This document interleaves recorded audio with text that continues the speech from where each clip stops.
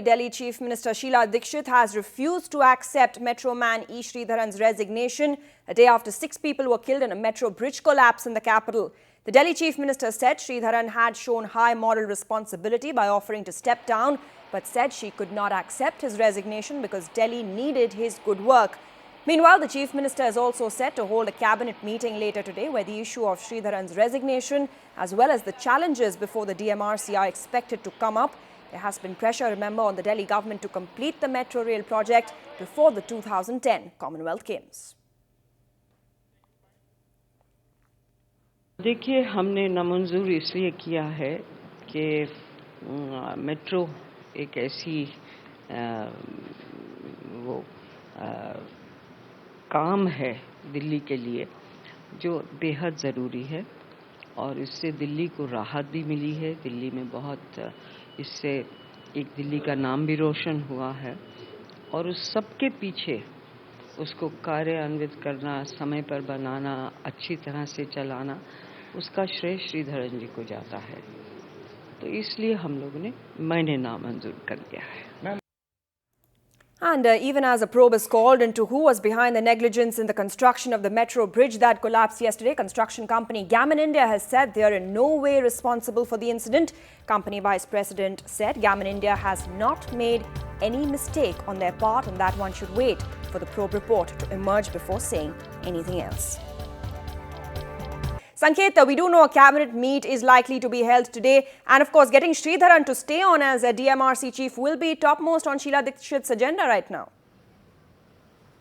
Well, definitely, Niharika, because the main concern, apart from the fact that, yes, there has been an accident in the Delhi metro construction site.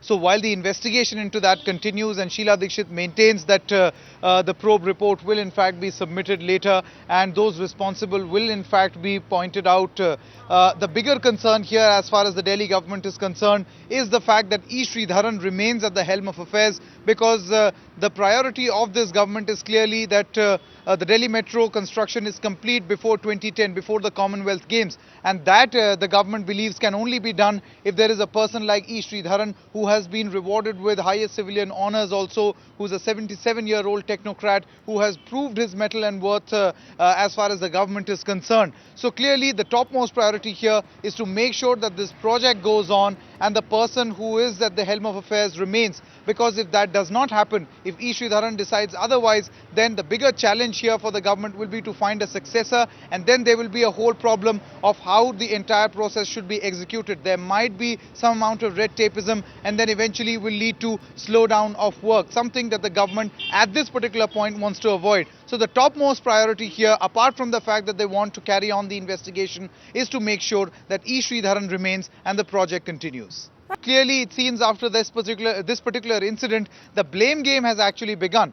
I mean, a contractor or a person who was working at the construction site, that particular company says that it's not its fault. Then whose fault is it? Is it the fault of the DMRC? Were their designs not correct? If that's the case, a counter argument can be there's so many, construction sites here all across Delhi, and there have only been 2 such incidents. Though they may be identical in nature, but then the number of accidents have not been that much. If it had been a faulty design, then there would have been more such instances. That's just a counter argument's sake. So who really takes the blame? That is also a big challenge as far as the Delhi government is concerned, because Delhi government knows one thing deep down in their heart, that they are forcing the Delhi metro. They're also forcing this entire contractors and various companies to speed up the process because they clearly want this project to be on time, in fact before schedule, so that they're able to meet that deadline of 2010. So that is the topmost priority of this particular government. Who actually takes the blame, who gets the blame, who is responsible for this particular incident is something that would be clear with 2 consecutive probes that are being conducted in this.